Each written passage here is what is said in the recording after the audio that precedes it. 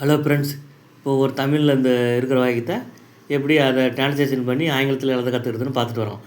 அந்த வகையில் இன்றைக்கி நம்ம பார்க்க போகிற ஒரு தமிழ் சென்டென்ஸு, எதிர்கால தேவைகளுக்காக கொஞ்சம் பணம் வைத்திருந்தது அவனுக்கு உதவியாக இருந்தது. இன்றைக்கி என்ன சென்டென்ஸுங்க, இதுதான் நம்ம தமிழில் இருக்கிற சென்டென்ஸை ஆங்கிலத்தில் மாற்றி எழுத கற்றுக்க போகிறோம். இதுக்கு முன்னே ஒன்று போட்டுக்கிறீங்க, அது போய் பார்த்துட்டு வாங்க ஃப்ரெண்ட்ஸு. அது ரெண்டு ஒரே மாதிரி நினச்சிக்காதீங்க, அது வேறு இது வேறு ஃப்ரெண்ட்ஸு. அது ப்ரெசன்ட் ரெண்டு சாயலில் வர சென்டென்ஸ் ஃப்ரெண்ட்ஸு.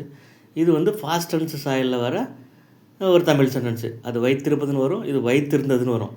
அது வேறு இது வேறுங்க, ரெண்டு ஒன்றுன்னு நினச்சிக்காதீங்க ஃப்ரெண்ட்ஸ். சரி போகலாங்களா? எதிர்கால தேவைகளுக்காக கொஞ்சம் பணம் வைத்திருந்தது அவனுக்கு உதவியாக இருந்தது. இதை ரெண்டு டைப்பாக எழுதலாம் ஃப்ரெண்ட்ஸு. டு ஹாவ் V3 அதை வச்சு எழுதலாம். அப்போ ஹேவிங் ப்ளஸ் V3 அதை வச்சு எழுதலாம். டு ஹாவ் V3னா, டு ஹாவ் V3 எதுக்குன்னு நிறைய வீடியோ போட்டுக்கிட்டிங்கன்னா அதெல்லாம் பி வேர்பை V1 வச்சு எழுதியிருப்போம், டூ வேர்பை V1 வச்சு எழுதியிருப்போம்.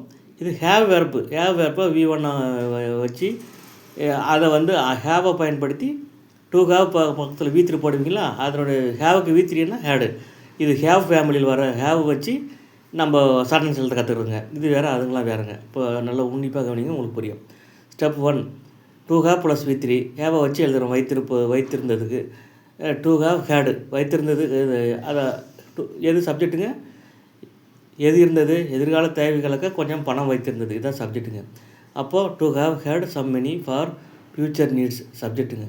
வெர்பு இருந்தது, வாஸ் என்னவாக இருந்தது, அவனுக்கு உதவியாக இருந்தது, ஹெல்ப்ஃபுல் டு ஹிம் காம்ப்ளிமெண்ட்டு.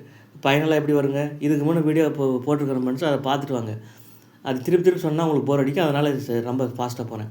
ஃபைனலாக எப்படி வரும், to have had some money for future needs was helpful to him. இது டைப் பண்ணுங்க.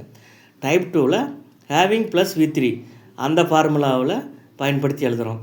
இங்கே ஹேவ் ஃபேமிலி வேர்பு ஹேவைவே V1 வச்சு எழுதுறதுனால ஹேவிங் ப்ளஸ் V3னா ஹேவுக்கு V3னாங்க ஹேடு ஹேடு. அப்போது ஹேடு தான் V3 ஹேவுக்கு. ஹேவிங் ப்ளஸ் V3 அந்த ஃபார்முலா வடிவில் ஹேவிங் பக்கத்தில் ஹேடை போட்டுக்கிறோம். ஹேவ் ஃபேமிலி வேர்பை பயன்படுத்தி இந்த தமிழ் சென்டென்ஸை எழுத கற்றுக்குறோம்.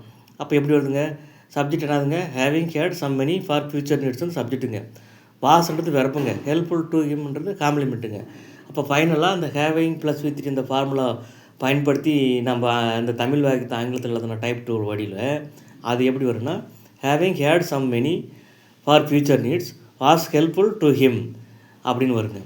இதெல்லாம் ரெண்டு மாடல் இருக்குதுங்க. டு ஹேவ் ப்ளஸ் V3 அது ஒரு மாடலு, ஹேவிங் ப்ளஸ் V3 ஒரு மாடல், ரெண்டு மாடல் எழுதுகிறோம். இதுக்கு முன்னே வீடியோ கொஞ்சம் விரிவாக இருக்கும், இது கொஞ்சம் ஷார்ட்டாக இருக்கும். அதை பார்த்துட்டு இதை பாருங்கள், உங்களுக்கு ரொம்ப யூஸ்ஃபுல்லாக இருக்கும் ஃப்ரெண்ட்ஸ். நல்லா ஈஸியாக கற்றுக்குவீங்க. நன்றி.